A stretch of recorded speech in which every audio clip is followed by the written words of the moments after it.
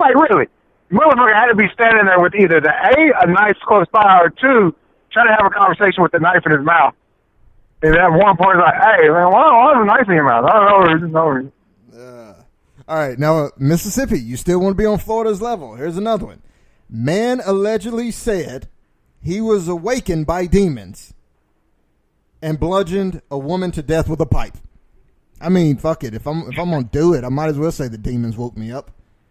Okay, did you read that fucking story? I did not. Okay. All right. I got some backstory on that one. Oh, please. First of all, here's the crazy part. There wasn't no drugs involved. I mean, yeah. I mean, if I have no drugs involved, I'm definitely saying, hey, demons awoken me. So, second of all, homie said that demons awakened him to basically fuck old girl up that was in the bed with him. Oh, she was and to do it with a Bible. But it said a pipe. Did he start with the Bible and see that wouldn't? I don't know. He did it with a pipe and the Bible. Oh my God, Mississippi, you still think you're on Florida's level? Yeah, that dude, no chill or sanity. Oh my God. All right, this one. Let's see. This one. Let's see if I'm gonna go to this one yet. No, here it is. This is one of the ones that actually started shit that I hate. We didn't get the reaction, but fuck it. We'll see what we can do with this one. A woman was arrested for allegedly for possession of SpaghettiOs. Yeah. All right.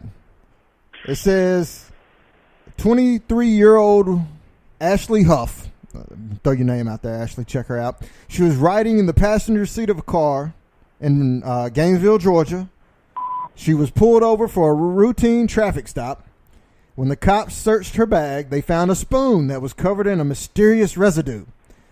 It was dirty, Huff explained, because she had recently eaten SpaghettiOs and placed the dirty spoon in a bag in order to return it to a friend. Not returning shit if I leave your house with it. Officers thought it might be meth. So wait a minute. So she's saying SpaghettiOs. They look at it like, nah, meth. So they conducted a field test. They have these, which reportedly came back positive. Huff was charged with possession of meth and spent 2 weeks in jail. Huff was later thrown back in jail where she remained for a month and a half until more thorough lab results on her spoon came back. They revealed that she actually only been guilty of possession of SpaghettiO sauce all along. Woo, I didn't get to that part. Yes. Oh, yeah, hold on. Skip that made... Okay, for everybody who didn't get to hear the fucking show, I went on an amazing rant about this. But that last line, that wasn't there. No, it was so there. That actually...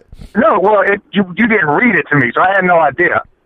But the question I rose was this Great Value SpaghettiOs or your regular name brand SpaghettiOs? It still does not say. Well, that's the question I need to know because I've been feeding my kids the Great Value one, and it's starting to make some fucking sense now. Now everything is just making sense to you now, huh? Yeah, well, some things other more than others, but yeah, like the overreactiveness, the jumping up and down, the chewing on doors,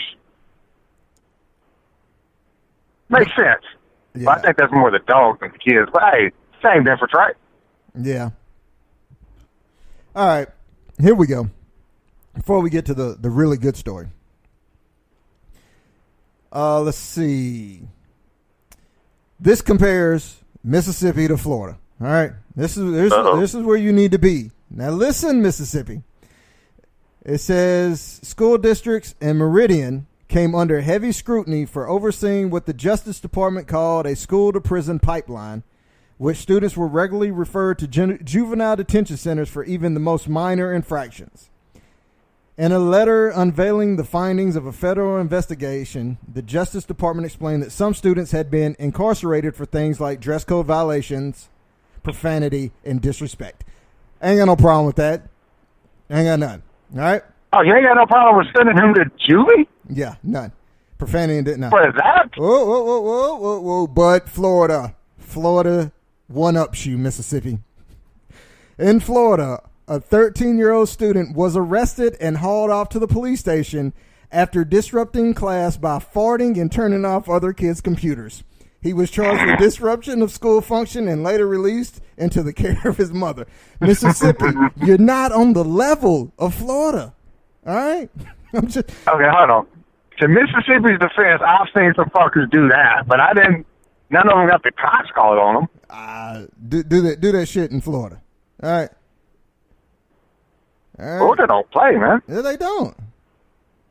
All right, let's see. All right. Neither does Meridian. Shit. Yeah. Fuck Meridian. I ain't got nothing against Meridian. That's down there by you, right? No, that's further down. Further down. All right, here we go. This is the good story.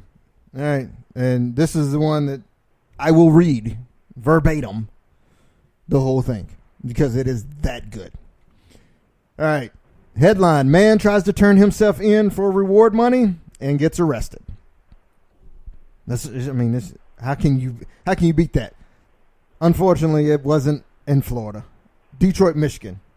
Let's see. It says. I forgot about that. How the fuck did you? The place, not the story. Okay, the story's unforgettable. Yeah. I'm talking about the place. Yeah. Okay. It says a string of robberies in Detroit area had residents on high alert. That is until 58-year-old Terrence Robinson turned himself in.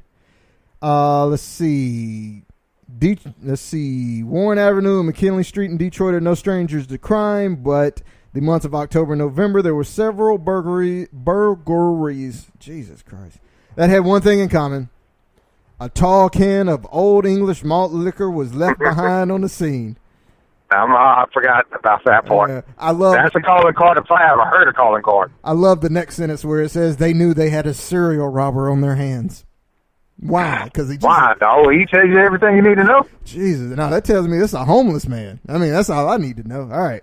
Nah, yeah, serial one well, that's like from Cavassier or something. This motherfucker. Right. He's got other issues. All right. Several alerts went out from Crime Stopper asking residents to stay alert and call the police. Call the phone number listed if they had any information leading to the capture of the thief. It's like, all right, I ain't finna snitch until. With a $5,000 reward on the line, they received several calls from residents in the area. But it was one specific call that got the authorities' attention. Crime Stopper information line received a tip from a man stating he knew who the man was that was robbing homes in the neighborhood. According to police, the man insisted, he's smart too, but he insisted that he received something in written guaranteeing him the $5,000 reward. The Crime Stopper team said, all right, and emailed the man the agreement. That's when Robinson called the Crime Stopper number once again to reveal the location of the criminal. When the police arrived, Robinson opened the door with a huge smile, expecting to receive his check, but instead he was handcuffed. Robinson... what? Anything? Nothing? All right, Robinson looked... keep on. I can't. It's hard to interrupt this story. Go. Robinson looked shocked and confused when we cuffed him, the police said. As soon as we got him, he said, so, do I still get the reward money or what? Honest question. Honest question. If I'm going to get myself locked up, at least tell me if I get the money. All right, Robinson was taken to the county jail and booked on charges of petty larceny, breaking and entering, and several other charges. Robinson... All right. Now this is not. If you're listening to the story in the back of your head, you said this next sentence to yourself.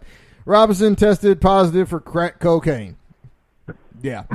During the interrogation, it gets better, people. I promise.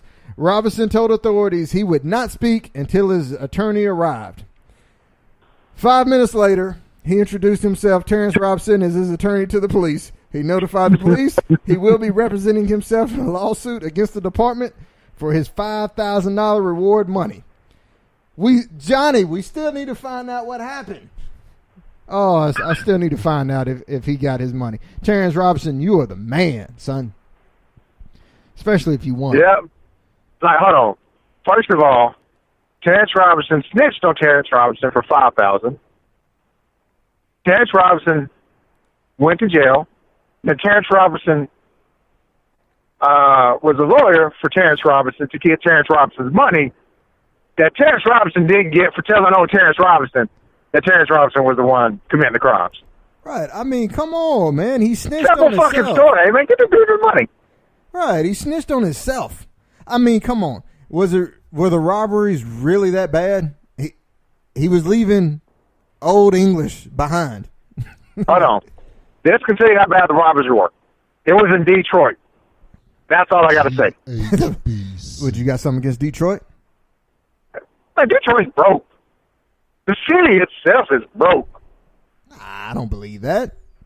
Man, so you telling me that a broke city, there's a guy going around stealing shit of value. Probably stealing like cable, like 22-inch CRTs. They ain't even got LCD TVs up there. Wow, they don't? They ain't even got plasma. No, I didn't know that. All right. Well, I'm just saying, most of the community. All right. Like the football players, man, they got the shit, but they don't even live in Detroit, probably. Didn't the Pistons move out of Detroit, or did they come back? No, they're back. They're downtown Detroit, right? I thought they were still at the Palace. No, they're not at the Palace no more. They got them a new stadium. That's not in downtown? I mean, I could be wrong. I am about a lot of things. But anyway, big shout out to the Greenhouse Beard Company for sponsoring this piece of shit show, YS the Podcast. However you are listening, like, share, subscribe. Tell your mama about it, especially your mama. She needs to know about it. We got good shit going on over here. What else we got? Check us out on Instagram. Send us some good stories. Now, if it's nothing like the Terrence Robertson story, you can go eat a dick, and we don't even want to hear it. But give us some good shit.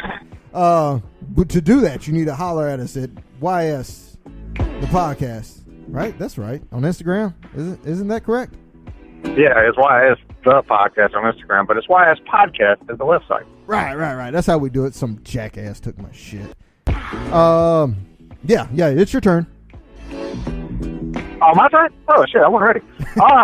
Go check your boy out on all social media at The Green 707 for some hot fire. Hot fire. You can check out that download link for the House Villains mixtape on the Instagram bio. Download it. Shit will melt the fuck out of your radio.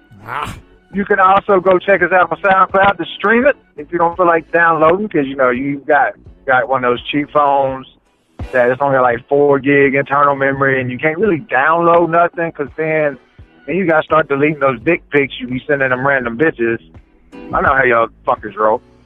What? Or you can go check us out on Check us out on DatPiff, where you can stream and or download the mixtape and get that hot fire.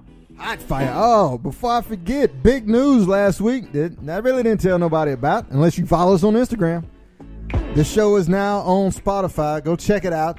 We're there, iHeartRadio, Google Play, iTunes, Stitcher, TuneIn, YouTube. We're all the big places. We are there because we are good shit. All right? Been another episode of YS the Podcast. I am your boy, your mom's favorite, Johnny F. Beard. And, of course, the F is for phenomenal. He is Mr. Motherfucking Green, the man who is a cross between Jesus Christ and Leatherface. I must remind you of that. And, as always, smile, bitches. Percocet, Molly Percocet. Fuck the Mets. Hey, y'all even lost in the All-Star game. That was suck ass. They lost in the how do you lose in the All-Star game? Oh, they're garbage. I don't know, half the fucking Mets. They're garbage.